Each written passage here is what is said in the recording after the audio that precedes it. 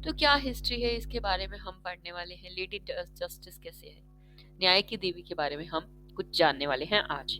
सो बने रहें इस वीडियो में। तो एंशियंट ओरिजिन्स के बारे में कहाँ से शुरू हुई है। थैमस और directness of divine law and order is associated with lady justice. Lady justice से थैमस से एसोसिएटेड है। थैमस की डॉटर है डीक, जो क्या है जस्टिस और फेयरनेस को रिप्रेजेंट कर रही है। That's a crucial aspect of lady justice. So अगर देखा जाए रोमन में कैसे रिप्रेजेंटेशन किया गया है लेडी ऑफ जस्टिस का, तो वो जस्टियाना करके एक नाम है, जस्टियाना। सो वो आप पिक्चर देख सकते हैं कैसे स्केल्स, यहाँ पर जो तराजू बोलते हैं हम हिंदी में, तो एक बैलेंसिंग के लिए वेविंग स्केल दिया हुआ है जो सिंबलाइज करता है कि बैलेंस्ड वेटिंग ऑफ एविडेंस, जो भी एविडेंस है सबूत के तौर पर सब कुछ किया जाएगा, ऐसे कुछ भी नहीं। सेकंड है स्वॉर्ड। स्वॉर्ड आप देख सकते हैं, तलवार देख सकते हैं, वो क्या रिप्रेजेंट करती है अथॉरिटी कि हाँ वी कैन गिव डिसीजन। और फाइनलिटी ऑफ जस्टिस, फाइनल है जो भी जस्टिस है, और authority yes we have the power to decide. Third है ब्लाइंड फोल्ड। ब्लाइंड फोल्ड इस पिक्चर में आपको नहीं दिख पा रहा होगा। ब्लाइंड फोल्ड क्या है, इम्पार्शियलिटी एंड फेयर जजमेंट को दिखाता है कि हम कहते हैं ना कानून अंधा है, तो ब्लाइंड फोल्ड इसलिए लगाया गया कि हम फेयर जजमेंट कर सकें, किसी के इम्पार्शियल होकर हम डिसीजन ना लें। सो जैसे आप यहाँ पर इस पिक्चर में आप देख सकते हैं ब्लाइंड फोल्ड की जो कानून जस्टिस लेडी ऑफ है उनकी क्या है, ब्लाइंड फोल्ड है, आंखें बंद है कि देख नहीं पा रही हो।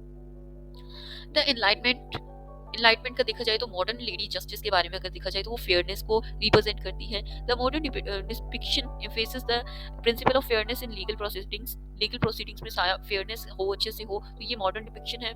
इम्पार्शियलिटी को भी क्या है रिप्रेजेंट किया जा रहा है। तो the blindfold signifies unbiased judgment free from prejudice और इन्फ्लुएंस, किसी भी इन्फ्लुएंस के अंदर नहीं, अनबायस है, किसी का तरफदारी नहीं की जा रही है, ठीक है। रूल ऑफ लॉ को भी दिखाया जा रहा है। इस इमेज में ये बताया जा रहा है कि रूल ऑफ लॉ जो है वो सुप्रीम है, और where everyone is subject to the same legal framework, हर किसी को समान ट्रीटमेंट मिलेगा, कोई भी यहाँ पर राजा नहीं है, कोई भी यहाँ पर नौकर नहीं है, रूल ऑफ लॉ है, सभी बराबर हैं, जैसे माँ के लिए अपने बच्चे बराबर होते हैं वैसे। सो सिंबल ऑफ इक्वालिटी की अगर बात करें तो हमने यहाँ पर 3 देख सकते हैं। तो यूनिवर्सल जस्टिस का प्रिंसिपल इसमें बताया गया है कि lady justice represents justice for all regardless of background और स्टेटस। अगर ऐसा नहीं होता, यूनिवर्सल जस्टिस ना होता, जो अमीर है वो तो हमेशा बाहर घूम रहा होता और जो गरीब है वो जेल में होता, राइट।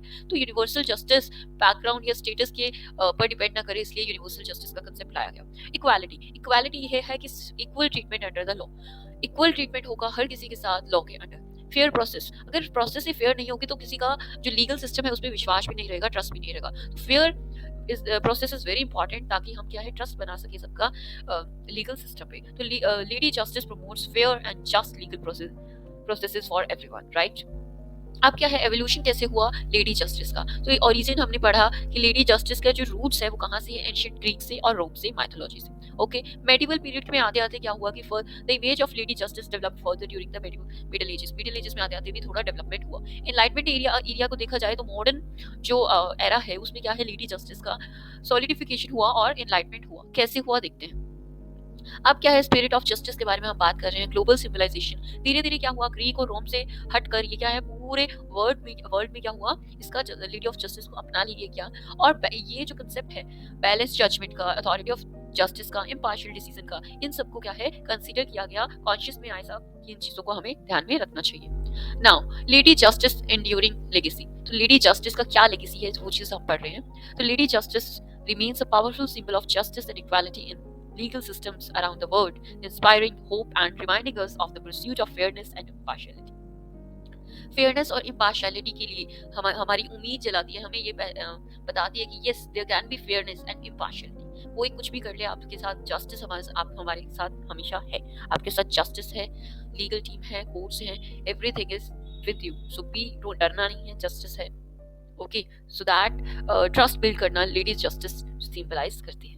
रिसेंटली एक अमेंडमेंट आया है कि जो ये स्टैचू है इसमें कुछ चेंजेस किए गए हैं, जैसे जो स्वॉर्ड है उसको चेंज कर दिया गया है, ब्लाइंड फोल्ड हटा दिया गया है, ड्रेस में कुछ चेंज है। सो यहाँ पर आपको लिंक मिलेगा आई बटन पे और in the description, you can check it out to know more about this lady of justice.